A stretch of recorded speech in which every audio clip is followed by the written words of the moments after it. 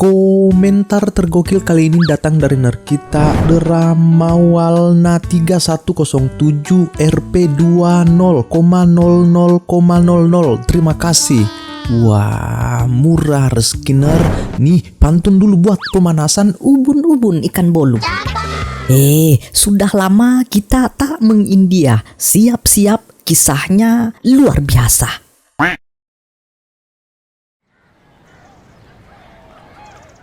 Musim panas di Mumbai, India, Balinika tampak ramai oleh calon pengantin yang datang dengan wajah berseri membawa harapan dan kebahagiaan. Salah satunya adalah seorang gadis cantik bernama Fanny Batra. Ia datang bersama ibu ayahnya, duduk anggun di kursi tunggu dengan senyum penuh harap. Hari ini seharusnya menjadi hari terindah dalam hidupnya, hari di mana ia akan dipersunting oleh kekasihnya Mahesh, seorang pengusaha muda yang kaya raya dan terkenal di lingkungannya. Namun waktu terus berjalan dan Mahesh tak kunjung datang. Satu persatu pasangan lain mulai merayakan momen bahagia mereka, sementara Fanny hanya bisa menatap kosong ke arah pintu masuk. Rasa cemas mulai menggorgoti dadanya yang mencoba menenangkan diri dengan membuka buku hariannya, melihat foto-foto dan surat-surat cinta yang dulu membuatnya tersenyum. Hingga tak lama ponselnya berdering, nama Mahesh muncul di layar, wajah Fanny seketika berbinar. Tapi harapan itu runtuh dalam sekejap. Siapa sangka suara di seberang sana dingin dan tegas. Mahesh membatalkan pernikahan mereka. Ia mengaku telah bertemu dengan wanita lain. Dunia Fanny seakan berhenti antara percaya dan tidak. Air matanya menetes tanpa bisa ia tahan. Bukan hanya sakit, tapi juga malu di hadapan keluarga dan para tamu yang sudah menunggu, ya kan? Mahesh menutup panggilan dengan kalimat yang membuat luka itu semakin dalam. Ia sudah di bandara bersiap terbang ke San Francisco untuk menemui para pemodal dan untuk meninggalkan Fanny selamanya.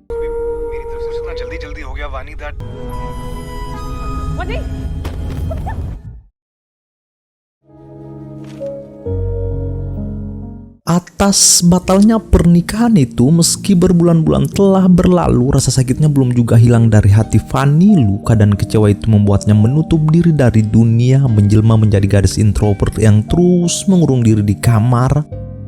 Tapi emaknya Rosie tak pernah berhenti datang membawa harapan dan semangat. Ia berkata, "Nak, semua orang bersemangat hari ini. Sudah 6 bulan, jangan sia-siakan air matamu yang berharga untuk seorang pengkhianat." Sejak hari itu Fanny perlahan mencoba membuka diri meski bayangan masa lalu masih terus menghantui. Dan karena bakatnya dalam menulis lirik dan cerita, hari ini diantar langsung oleh ayahnya Jamil untuk mendaftarkan diri di salah satu perusahaan media besar di Mumbai.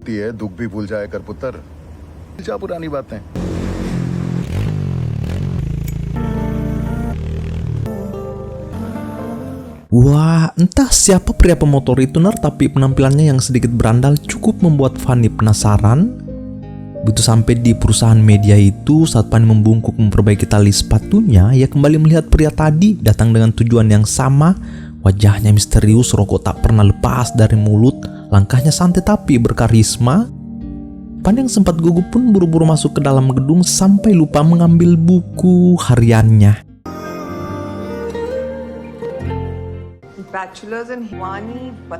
Kini Fanny telah diwawancarai oleh pihak perusahaan agensi talent, semacam kantor penerbitan besar yang menaungi para selebritas, aktor, dan musisi. Dengan sopan, Fanny memperkenalkan diri dan menyampaikan keinginannya untuk menjadi penulis.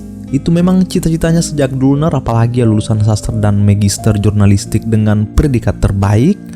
Asisten manajer Roy sempat menanyakan jejak digital Fanny juga, termasuk akun Instagram. Ya, tapi Fanny telah menghapus Instagramnya beberapa hari yang lalu. Dan karena industri nerat bekerja sama dengan aktor, musisi, dan influencer, namun sayangnya Fanny tak langsung diterima.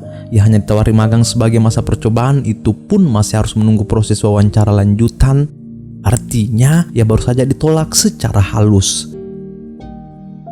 Fanny pun keluar dengan wajah lesu, namun saat hendak pergi ia kembali berpapasan dengan pria pemotor misterius tadi. Pria itu menyerahkan buku harian yang Fanny tinggalkan di luar.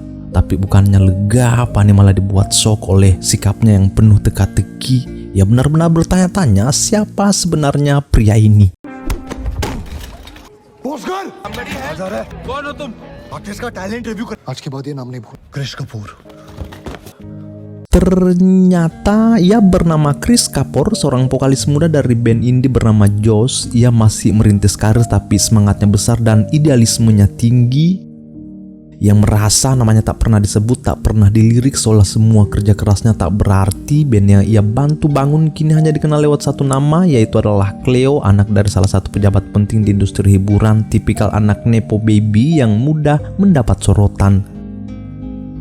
Karena rasa frustasi itulah Chris datang dan mengacau di kantor media tersebut yang menuntut keadilan, menuntut pengakuan.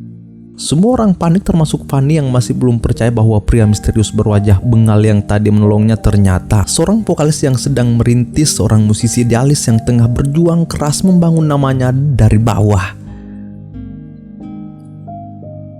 Malam ini seharusnya menjadi momen penting bagi band mereka yang akan tampil konser perdana, tapi karena Chris sudah kecewa, ia malah datang mencoret-coret poster promosi. Anggota band lain dan para kru pun ikut terbawa emosi.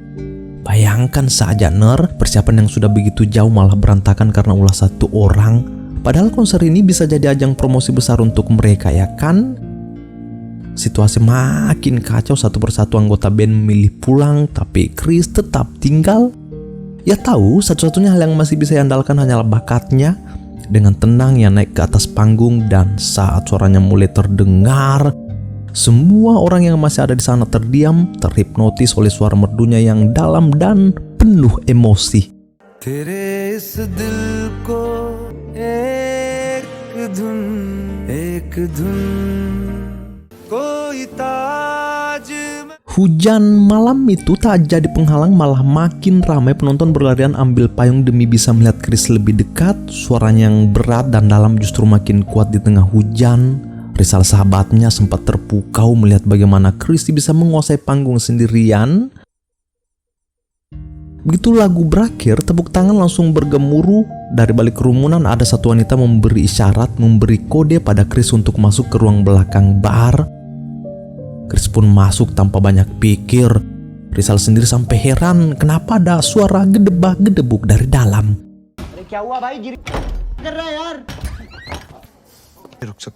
Wah, Caca, ternyata Chris habis menanam jagung. Dengan gadis itu bikin Rizal geleng-geleng kepala, belum apa-apa sudah sok ngartis. Nah, beberapa hari kemudian kota heboh, sang legenda hip hop Prince akan tampil. Semua orang berbondong-bondong datang termasuk Chris dan Rizal. Mereka berharap bisa bekerja sama dan mengangkat nama Chris ke publik. Dengan percaya diri, Rizal memperkenalkan Chris pada Pinit, kepala label YMX Records sekaligus manajer Prince. Kebetulan Prince memang sedang mencari lagu baru untuk penampilan utamanya di festival musik Rek, sesuatu yang segar, modern dan kuat. Ini peluang emas buat Chris. Pinit pun memberinya tenggat waktu berapa hari untuk menciptakan lagu. Tak lama, Chris menyadari kalau Van juga ternyata ada di sana. Ia datang untuk mewawancarai Prince sekaligus memperlihatkan lirik-lirik dari buku hariannya. Sayang sekali Fanny tertahan di luar pagar, tak diberi kesempatan masuk. Melihat itu, Chris yang pernah membaca isi buku harian Fanny langsung bergerak membukakan jalan dan mengantarnya ke hadapan Pinit. Tapi hasilnya tak seperti yang diharapkan. Pinit menatap Fanny lalu berkata jika ingin mewawancara dengan Prince datang saja 2 bulan lagi karena beliau sibuk. Nah, tepat saat suasana jadi canggung, terdengar senandung lirih dari arah belakang. Itu suara Chris yang tanpa pikir panjang mulai membuat nada dari lirik-lirik tulisan Fanny. Dalam hitungan menit suasana berubah hening, semua orang terpukau termasuk Prince. Sayangnya lagu itu belum lengkap, liriknya butuh lanjutan. Dari sinilah semuanya mulai berubah. Prince langsung menyadari potensi besar dari 2 orang ini, bakat musik Chris dan kekuatan lirik dari Fanny. Tanpa pikir panjang, Prince mengusulkan agar mereka bisa berkolaborasi, bekerja sama. Kabar kolaborasi itu cepat menyebar bahkan sampai ke kantor penerbit tempat Fanny pernah ditolak. Dan kali ini Fanny dipanggil kembali untuk wawancara. Yang menjelaskan semuanya dengan jujur tanpa melebih-lebihkan. Tapi yang pasti semangatnya terlihat jelas, ia antusias seperti menemukan arah baru setelah lama terpuruk. Malam ini juga, Chris dan Fanny resmi diminta menulis lagu bersama. Manajer Finite sudah menyiapkan segalanya termasuk studio rekaman, jadwal, bahkan penginapan bila dibutuhkan. Rizal tetap setia menemani jadi saksi dari awal perjalanan dua insan yang bertolak belakang ini. Namun di hari pertama pengerjaan, suasana langsung terasa janggal. Fanny gelisah.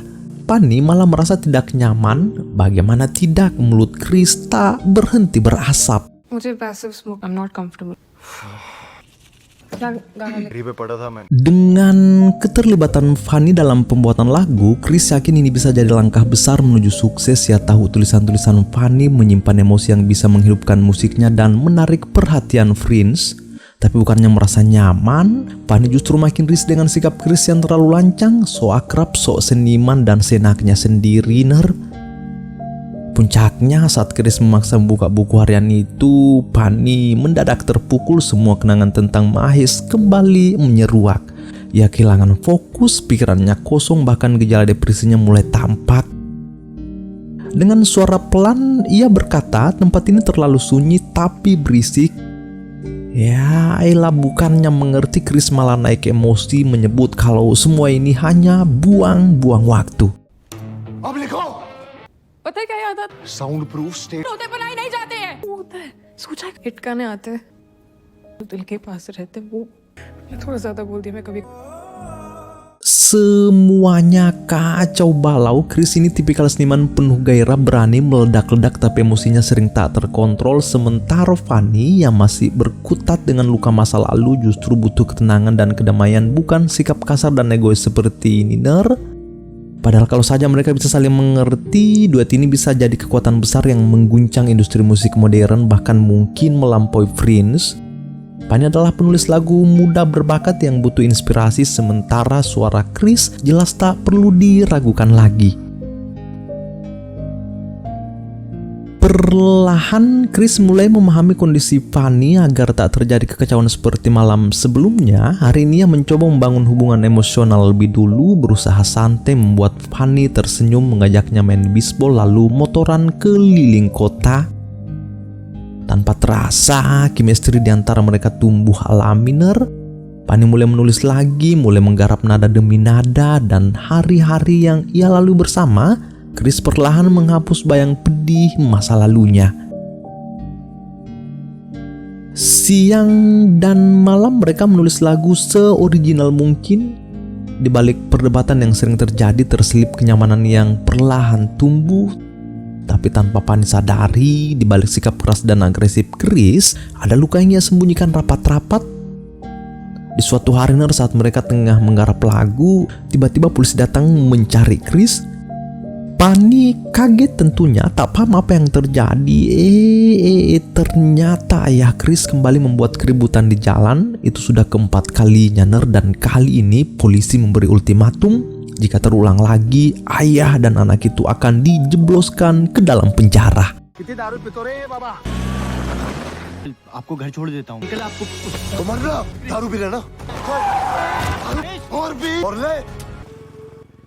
Dari sinilah Fanny mulai melihat sisi lain dari hidup Chris. Di balik ambisinya menjadi musisi, ternyata ada alasan yang dalam. Ia tumbuh di keluarga yang hancur. Ayahnya seorang pemabuk yang sering membuat onar, sementara ibunya sudah lama meninggoy. Dan rupanya alasan Chris sering datang bermain bisbol bukan sekedar hobi, melainkan cara untuk melepaskan beban yang menggerogotinya setiap hari. Diam-diam, Fanny mulai memperhatikannya dari jauh. Hatinya perlahan tersentuh. Dinding yang selama ini ia bangun mulai runtuh. Hingga akhirnya Fanny membuka diri dan menceritakan luka yang ia simpan selama ini, tentang pernikahan yang batal, tentang pengkhianatan Mahes yang membuatnya terpuruk berbulan-bulan lamanya. Dengan lirih, Fanny berkata jujur, meski Mahes sempat merenggut kekuatan terbesarnya, kehadiran Chris membuatnya ingin menulis lagi. Kata-kata mulai mengalir, senyumnya perlahan kembali, dan untuk pertama kalinya hidup terasa penuh harapan lagi. Itu semua karena Chris. I'm here if you need me. Sejak saat itu hubungan Fanny dan Chris makin dekat, bukan lagi sekedar soal musik. Fanny mulai menemani Chris mengurus ayahnya yang kini dikejar utang di mana-mana. Para penagih berdatangan memberi ancaman, bahkan Chris hanya bisa menunduk menahan air mata melihat ayahnya hancur sejak kepergian sang ibu Ner. Dan karena kecanduan makin parah, dokter menyarankan agar sang ayah segera ikut program rehabilitasi alkohol yang tentu biayanya tak sedikit. Satu-satunya harapan mereka adalah bantuan dari manajer Finite, tapi syaratnya jelas, dalam beberapa hari ke depan lagu yang dijanjikan harus sudah jadi. Fanny pun berjanji akan tetap ada di sisi Chris apapun yang terjadi.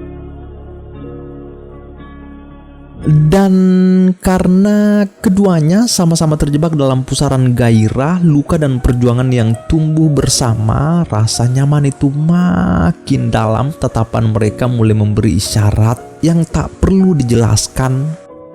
Malam itu Ner di studio tempat mereka menulis lagu. Pada akhirnya jagung Chris tertancap dalam. Cinta akhirnya menemukan jalannya tanpa batas, tanpa jeda. कहाँ गए वो लोग?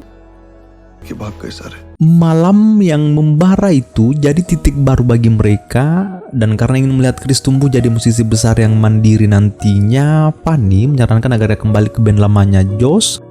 Chris menuruti saran itu Ner, dan meski sempat ada gesekan di masa lalu, rekan-rekannya menyambutnya kembali dengan tangan terbuka. Hari demi hari mereka mulai menggarap lagu baru. Fanny setia mendampingi, menulis, memberi warna di setiap lirik yang lahir dari hatinya sendiri. Nah, begitu lagu rampung, mereka pun merilis video klipnya di YouTube. Tak disangkanya dalam 10 menit video itu langsung meledak, 5.000 like mengalir, komentar positif datang bertubi-tubi. Keyakinan Fanny pun makin kuat, inilah orang yang tepat. Dan malam itu juga Ner yang memutuskan memperkenalkan Chris kepada kedua orang tuanya. Ia hanya berkata datanglah apa adanya, tapi kenyataannya pahit. Penampilan Chris yang berantakan dan sikapnya yang terlalu santai membuat ayah Fanny menolak mentah-mentah.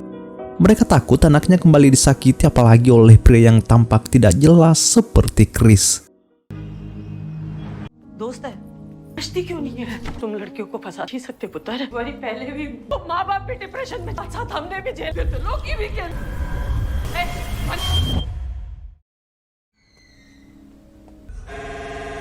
Masalah itu membuat semuanya kacau. Fanny tiba-tiba dilarikan ke rumah sakit.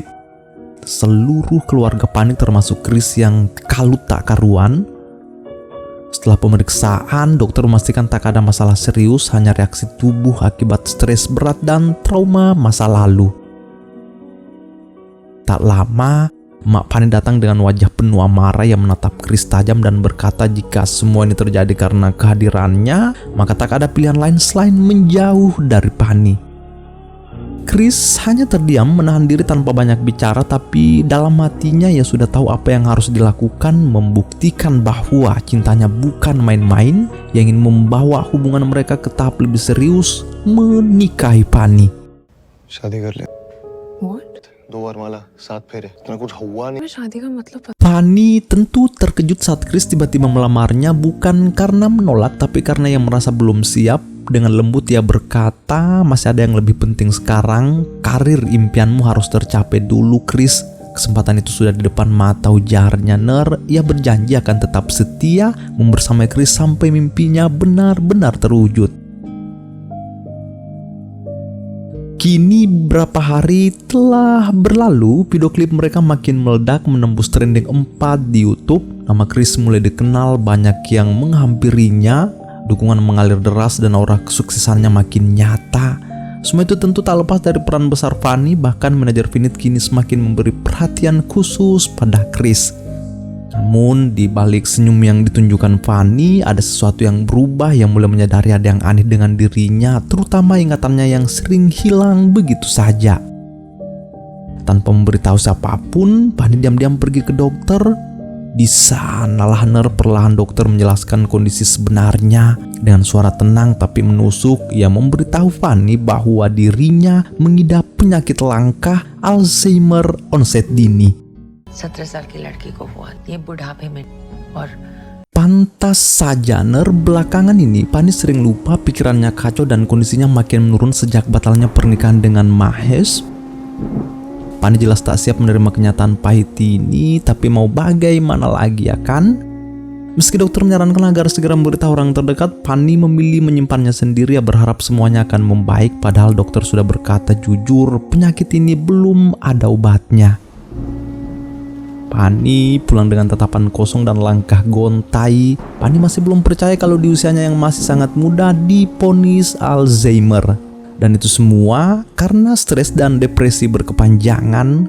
Saran Cep untuk kalian para penonton setia Heiner, jangan biarkan stres menguasai hidupmu ya. Berat memang berat, tapi harapan selalu ada. Tuhan tahu kapan waktu terbaik untuk kita semua. Maka resok itu tuner. Di saat Pani masih larut dalam pikirannya, ternyata Chris sudah sedari tadi menunggunya di depan rumah. Ya heran kenapa Pani tak mengangkat telepon seharian. Tapi Pani tetap menahan diri, belum siap untuk jujur tentang penyakitnya. Chris dengan mata yang mulai berkaca justru lebih terbuka malam ini Ner, yang beritahu bahwa namanya kini sudah melejit. Tapi dibalik semua itu ia tahu dirinya masih bodoh, mudah marah dan butuh Pani untuk menuntunnya. Sampai meneteskan air mata, Chris meminta Fanny agar selalu bersamanya. मैं वहां जाना चाहता हूँ तुम्हारे साथ. Hari-hari berlalu, ingatan Fanny makin parah. Dokter bahkan bilang gejalanya bisa memburuk dengan cepat. Fanny mulai sering bingung soal waktu, masa lalu terasa seperti masa kini, dan kadang emosinya meledak karena tak bisa membedakan mana yang nyata. Satu-satunya cara memperlambat penyakit itu hanyalah lewat obat dan perawatan rutin. Tapi di tengah semua itu, Fanny masih bimbang apa ya harus memberitahu orang tuanya atau terus berpura-pura kuat. Sampai di suatu hari pihak perusahaan media memanggilnya, katanya hari ini akan ada pesta penyambutan investor baru. Dan siapa sangka Ner, investor itu ternyata Mahesh, mantan kekasihnya yang pernah menghancurkan hatinya dan kini pulang dari Amerika. Nah, melihat Mahesh berdiri di hadapannya seolah tak terjadi apa-apa, Fanny hanya bisa menahan amarah. Dan sejak hari itu pikirannya makin kacau. Kehadiran Mahesh seperti membuka luka lama yang belum benar-benar sembuh. Dan di saat bersamaan, Chris tengah bersiap melakukan tur promosi lagu ke wilayah utara India selama beberapa hari. Fanny datang membantu menyiapkan semuanya. Tapi dari sinilah Chris mulai merasa ada yang ganjil. Tatapan Fanny sering kosong, bahkan mulai benar-benar melupa. पानी क्या कर रही हो? तुम्हारी फ्लाइट है ना, तुमने bag bag already packed है. पैक किया था हमने. Begitu Chris berangkat ke bandara, di belakang Fanny tiba-tiba Mahesh muncul yang menarik Fanny ke sebuah pesta yang katanya memang disiapkan khusus untuknya. Sikap manis Mahesh kembali muncul seolah waktu tak pernah memisahkan mereka Ner. Sentuhan demi sentuhan mulai ia berikan dan tanpa sadar Fanny terbawa arus nostalgia. Ingatannya terlempar ke masa lalu, ia lupa pada hari ini, bahkan lupa pada Chris. Hingga tak lama kemudian seorang wanita datang dan ternyata itu istrinya Mahesh. Seketika kesadaran Fanny pulih, ia panik lalu pergi terburu-buru dari pesta itu tanpa sadar tasnya tertinggal.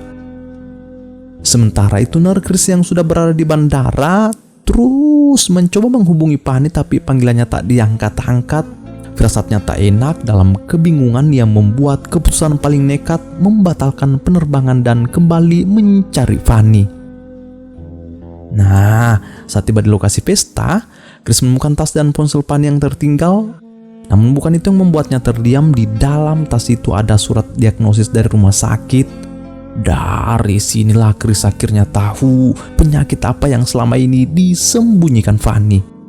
Dia langsung menebak kemana Fanny akan pergi, tempat bisbol yang dulu selalu jadi pelarian mereka. Dan benar saja Ner, di sanalah Fanny berada sendirian memukul bola demi bola dengan mata sembab. Chris datang mendekat, berpura-pura tak tahu apa-apa, padahal di dalam hatinya ia sudah hancur. Elbows right ankle. पता चल गया ना, सारी बीमारियों का इलाज होता है आजकल यहाँ अकेले छोड़ तुम्हारा फ्यूचर छोड़ दे गया मेरा Penyakit ini tak menjadi alasan bagi Chris untuk pergi dari hidup Fanny, justru sebaliknya ia berjanji akan tetap berada di sisinya, tak peduli soal karir, popularitas atau apapun itu, yang penting mereka bersama. Akhirnya Fanny pun memberanikan diri untuk memberitahu orang tuanya tentang penyakit yang ia derita. Namun bukannya dihakimi, ia justru mendapat dukungan. Mereka mencoba menopang Fanny dengan kasih, memberi harapan, dan mulai menata rutinitas pengobatan hariannya. Di sini dokter menyarankan satu hal penting, jangan biarkan Fanny stres. Katanya ia harus dibawa ke tempat yang damai, jauh dari kebisingan kota. Bu Rosie pun mempercayakan hal itu pada Chris, dan itu artinya Chris kini telah mendapat restu.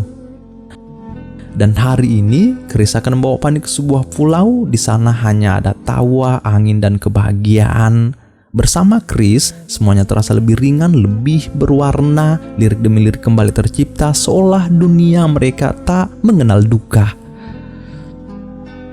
Beberapa hari setelah liburan itu, band Joss akhirnya tampil untuk konser perdana mereka. Fanny tampak begitu bahagia melihat Chris bisa ada di posisi sekarang.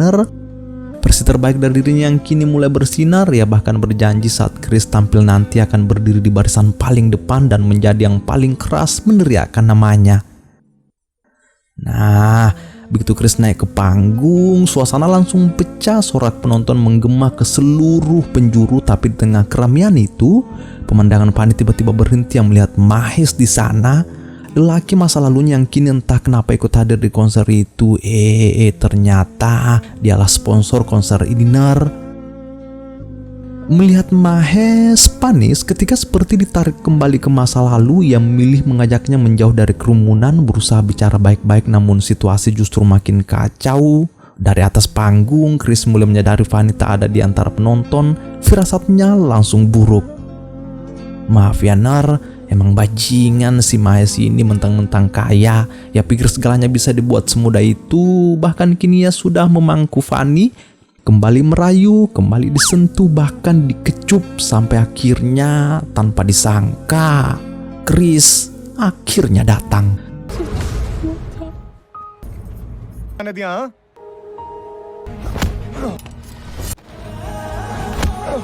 Help! Somebody help! I'm sorry! जा यहाँ से!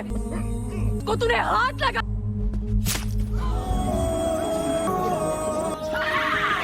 Konser yang seharusnya berakhir indah justru berubah jadi tragedi. Dan meski Chris terkena tusukan dari Fanny, ia sama sekali tak menyalahkan itu. Ia tahu betul bagaimana penyakit yang sedang ia derita. Dan andai saja si Mahesh, si bajingan itu tak kabur, mungkin Chris benar-benar akan membunuhnya.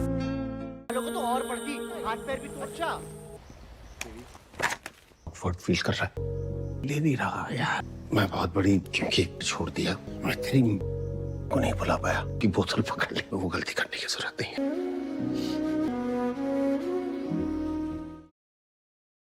Di esok paginya, sambil menunggu Fanny sadar, Chris pergi ke ruang piano untuk menenangkan diri. Ia memainkan nada-nada sendu, menyalurkan semua perih yang belum sempat ia lepaskan.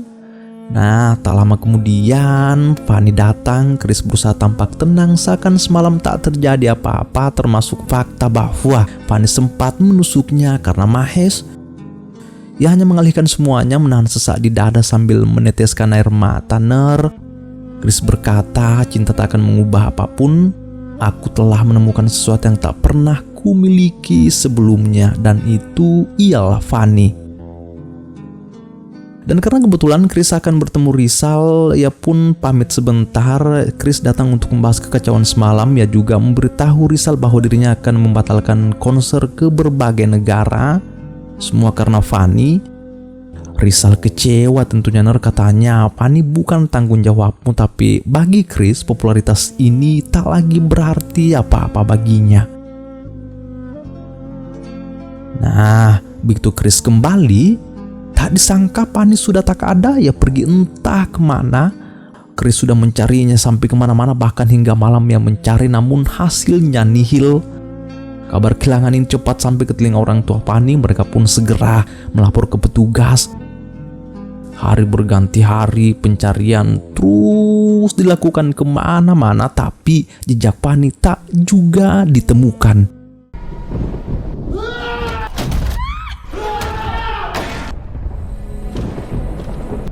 Kini yang tertinggal hanyalah buku harian milik Fanny. Di dalamnya ada sebuah lirik berjudul Sayara, yang berarti bintang kesepian di antara bintang-bintang.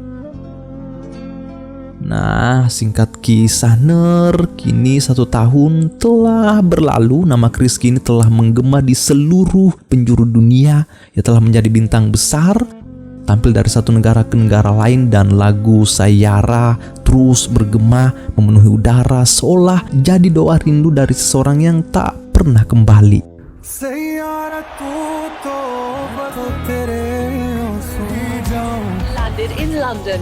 Bagi Chris, semua popularitas yang ia miliki sekarang terasa hampa tanpa Fanny, dan di saat ia sudah punya segalanya, materi, ketenaran, ribuan penggemar bahkan, tapi jiwanya justru terasa kosong. Hingga di suatu hari band mereka memutar kompilasi reel lagu Sayara dari berbagai penjuru dunia, sekaligus mengumumkan hadiah 1 juta untuk reel terbaik.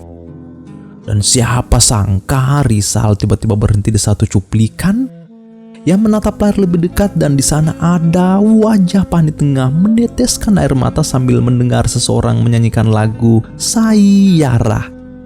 Tapi tak ada keterangan lokasi, entah di mana ia berada. This is to Zoom, right?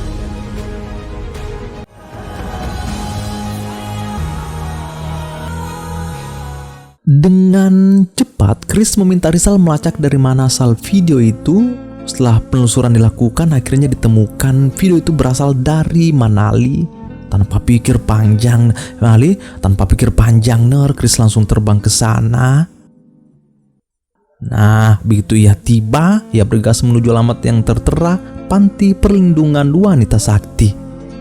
Namun penjaga di sana memberitahu jika wanita yang kau cari itu telah pergi dan hanya menyisakan 1 surat. Di surat itu tertulis jelas nama Chris, tulisan tangan dari Fanny. कि ये लेटर तुम्हें कभी ना मिले, भी नहीं चाहती थी। जब पढ़ रहे हो मतलब के पीछे आ चुके हो।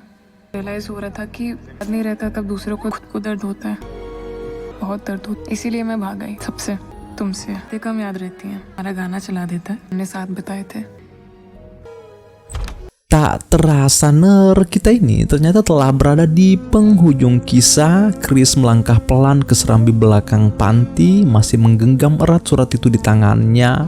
Hembusan angin sore membuat kertas-kertas berserakan di lantai, dan di antara lembaran-lembaran itu, ia melihat sosok wanita duduk bersimpuh menulis dengan tangan gemetar.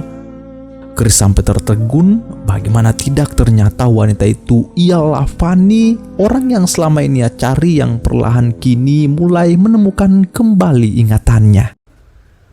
Hi, I'm Fanny. जो गाने दिल को छूते हैं वो स्पेशल मोमेंट होता है।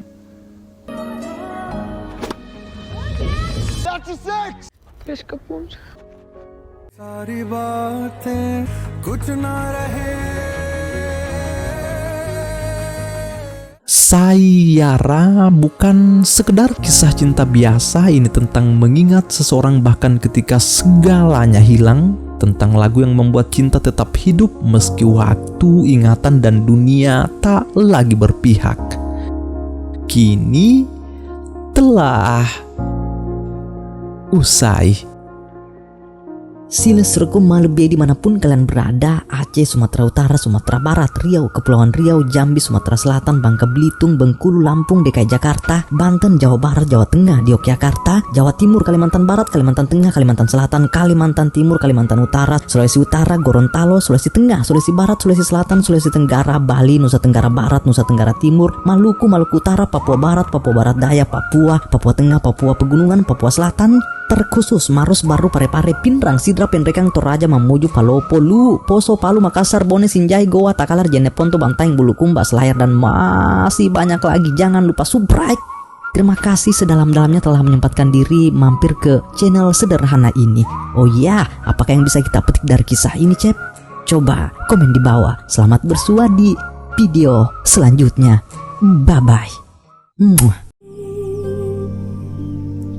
And every time I try to fly, I fall without my wings. Feel so small. Guess I need you, baby. And every time I see you in my dreams, I see your face haunting me. Guess I need you, baby. I make believe that you are here.